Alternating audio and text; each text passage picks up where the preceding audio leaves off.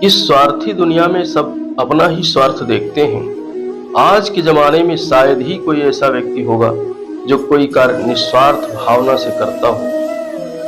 ऐसा इसलिए होता है क्योंकि हर कोई अपना नाम बनाने की होड़ में लगा हुआ है। इसी कारण उन्हें मानसिक शांति और धैर्य प्राप्त नहीं होता। जब हम स्वार्थ त्याग कर दूसरों का भला करते हैं तब हमें अंदरूनी शांति प्राप्त होती है और हर जगह सफलता प्राप्त होती है। आइए भगवान श्री कृष्ण की लीला और इस प्रेरक प्रसंग द्वारा ये जानते हैं कि परोपकार की भावना रखने से किस प्रकार अपना भी भला होता है। एक बार श्री कृष्ण और अर्जुन भ्रमण पर निकले तो उन्होंने मार्ग में एक निर्धन ब्राह्मण को भिक्षा मांगते देखा। अर्जुन को उस पर दया आ गई और उन्होंने उस ब्राह्मण को स्वर्ण मुद्राओं से भरी एक पोटली दे दी, जिसे पाकर ब्राह्मण प्रसन्नता पूर्वक अपने सुखद भविष्य के सुंदर स्वप्न देखता हुआ घर लौट चला गया। किंतु उसका दुर्भाग्य उसके साथ चल रहा था। राह में एक लुटेरे ने उससे वो पोटली छीन ली। ब्राह्मण दुखी होकर फिर से भिक्षावृत्ति में लग गया। अगले दिन फिर अर्जुन की दृष्टि जब उस ब्राह्मण पर पड़ी तो उन्होंने उससे उसका कारण पूछा। ब्राह्मण ने सारा विवरण अर्जुन को बता दिया। ब्राह्मण की व्यथा सुनकर अर्जुन को फिर से उस पर दया आ गई। अर्जुन ने विचार किया और इस बार उन्होंने ब्राह्मण को मूल्यवान एक मणिक दिया। ब्राह्मण उसे लेकर घर पहुंचा। उसके घर में एक पुराना घड़ा था जो बहुत समय से प्रयोग नहीं किया गया था। ब्राह्मण ने चोरी होने के भय से मणिक उस घड़े में छुपा दिया, किंतु उसका दुर्भाग्य दिन भर का थका मांदा होने के कारण उसे नींद आ गई। इस बीच ब्राह्मण की स्त्री नदी में जल लेने चली गई, किंतु मार्ग में ही उसका घड़ा टूट गया।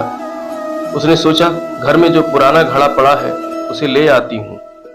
ऐसा विचार कर वो घर लौटी और उस पुराने घड़े को लेकर चली गई और जैसे ही उसने घड़े को नदी में डुबोया वो माणिक भी जल की धारा के साथ बह गया। ब्राह्मण को जब यह बात पता चली तो अपने भाग्य को कोसता हुआ वो फिर भिक्षावृत्ति में लग गया। अर्जुन और श्री कृष्ण ने जब फिर उसे इस दरिद्र अवस्था में देखा तो जाकर उसका कारण पूछा। सारा वृत्तांत सुनकर अर्जुन को बड़ी हताशा हुई और मन ही मन सोचने लगे, इस अभागे ब्राह्मण के जीवन में कभी सुख आ ही नहीं सकता। अब यहाँ से प्रभु की लीला प्रारंभ हुई। उन्होंने उस ब्राह्मण को 2 पैसे दान में दिए। तब अर्जुन ने उनसे पूछा, प्रभु मेरी दी मुद्राएं और मणिक भी इस अभागे की दरिद्रता नहीं मिटा सकी, तो इन 2 पैसों से इसका क्या होगा। ये सुनकर प्रभु बस मुस्कुरा भर दिए और अर्जुन से उस ब्राह्मण के पीछे जाने को कहा। रास्ते में ब्राह्मण सोचता हुआ जा रहा था, 2 पैसे से तो एक व्यक्ति के लिए भी भोजन नहीं आएगा। प्रभु ने इसे इतना तुच्छ दान क्यों दिया। प्रभु की यह कैसी लीला है। ऐसा विचार करता हुआ वो चला जा रहा था। उसकी दृष्टि एक मछुआरे पर पड़ी। उसने देखा कि मछुआरे के जाल में एक मछली फंसी है और वो छूटने के लिए तड़फ रही है। ब्राह्मण को उस मछली पर दया आ गई।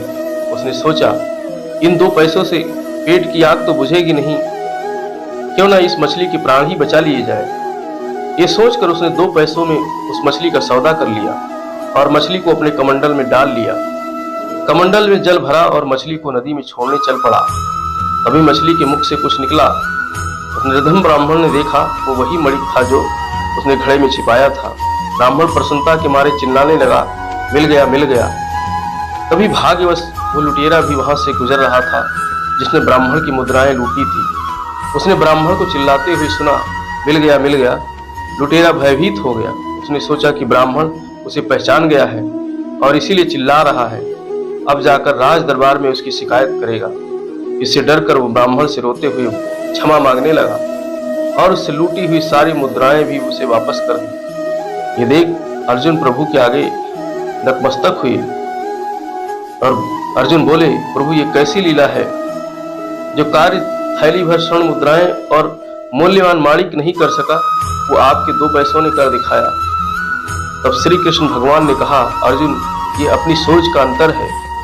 जब तुमने उस निर्धन को थैली भर स्वर्ण मुद्राएं और मूल्यवान माणिक दिया तब उसने मात्र अपने सुख के विषय में सोचा, किंतु जब मैंने उसको 2 पैसे दिए तब उसने दूसरे के दुख के विषय में सोचा।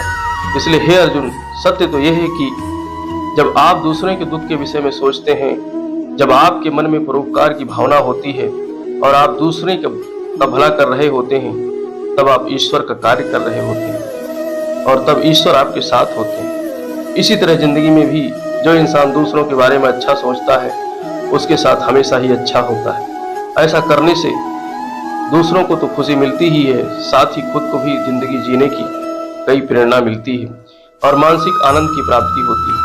आशा करते हैं श्री कृष्ण जी का ये उपदेश जिंदगी में आपको आगे बढ़ने में एक महत्वपूर्ण भूमिका निभाएगा। अगर नए हैं तो चैनल को सब्सक्राइब अवश्य करें और दोस्तों को शेयर करना बिल्कुल भी ना भूलें और कमेंट में लिखिए राधे राधे।